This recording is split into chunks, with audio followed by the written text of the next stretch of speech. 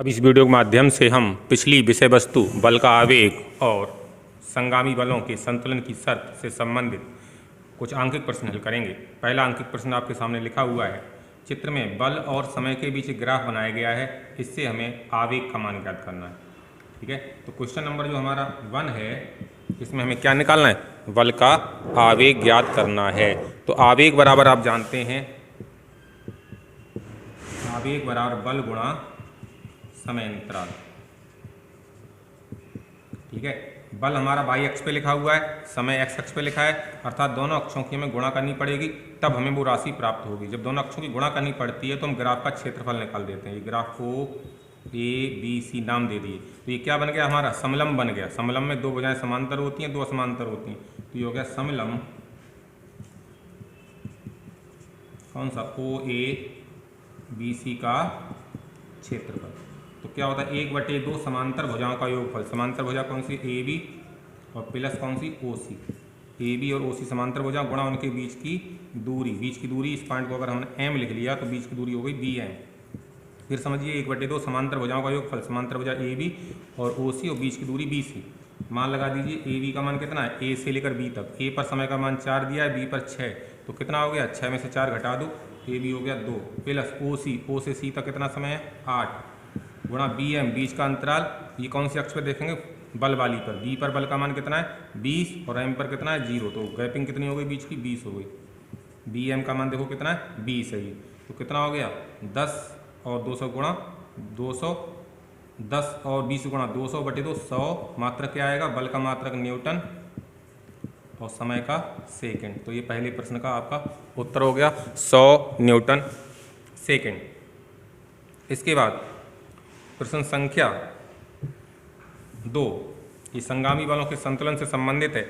यहाँ पर एक पत्थर है 2 किलोग्राम का, इस तरह से लटका दिया गया है। यहाँ पर एक डोरी बांधी गई है, दीवार से बांधी गई है, यहाँ से एक डोरी बांधी गई है इस तरह से और दीवार से, और इस तरह से लटकाया गया कि ये पिंड रुका हुआ है इन डोरियों के माध्यम से। तो हमें कह रहा है डोरियों में तनाव T1 और T2 ज्ञात करो। तो हम क्या काम करेंगे? इसको हमने क्या काम किया? ये डोरी देखो बिल्कुल सीधी दिखाई दे रही है, इसको हमने मान लिया X अक्ष, और ये जो अक्ष है इसको हमने मान लिया Y अक्ष। ठीक है, ये कोण, इसको थोड़ा और पीछे हटा देते हैं, T2 यहाँ लिख दिया हमने। इस चित्र को आप कॉपी पे पहले बनाएंगे तब सॉल्व करेंगे। ये माइनस X अक्ष हो गई, ये माइनस Y अक्ष हो गई। ये कोण 30 है आपका, तो ये कोण कितना हो जाएगा? 30 हो जाएगा। एकांतर कोण बराबर होते हैं, ये लाइन समांतर, ये तिर्यक रेखा है, तो ये 30 और ये 30। ठीक है, इस T2 के घटक कर लीजिए। ठीक है, T2 एक घटक इधर आएगा, एक घटक इधर आएगा, इसका घटक कितना आएगा? T2 cos 30। cos 30 क्यों आएगा? जिधर कोण लगा होता है तो cos आता है, इधर आएगा T2 sin 30। ठीक है, इसके घटक करने की जरूरत नहीं है क्योंकि ये x अक्ष की दिशा में दिया है। जो बल तिरछा दिया होगा, बल का मतलब यहाँ तनाव है, उसके हम घटक कर लेंगे। अब ये यहाँ पर जो पॉइंट O है वो संतुलन में है, बिंदु O संतुलन में है। तो संतुलन में तभी होगा जब x दिशा में जो बल है, x दिशा में कौन सा बल है? T1, और इसके पीछे कौन सा है? T2 cos। ये दोनों आपस में बराबर हो, जितना ये खींच रहा हो उतना ये खींच रहा हो, अर्थात T1 बराबर होना चाहिए T2 cos 30, और T2 cos 30 का मान कितना? √3/2, समीकरण नंबर 1। नीचे बल कितना लग रहा है? ये नीचे तरह जो 2 किलोग्राम है, ये द्रव्यमान दिया है, तो इससे जो बल बनेगा कितना बनेगा? mg। ठीक है, इसका भार होगा वो mg। m का मतलब यहाँ 2 किलोग्राम हो गया। ठीक है, तो इसकी 2 किलोग्राम हटा करके यहाँ पर mg लिख दिया, m का मान 2g लिखेंगे। अब y दिशा में कितना बल लगा हुआ है? ये x दिशा में हो गया।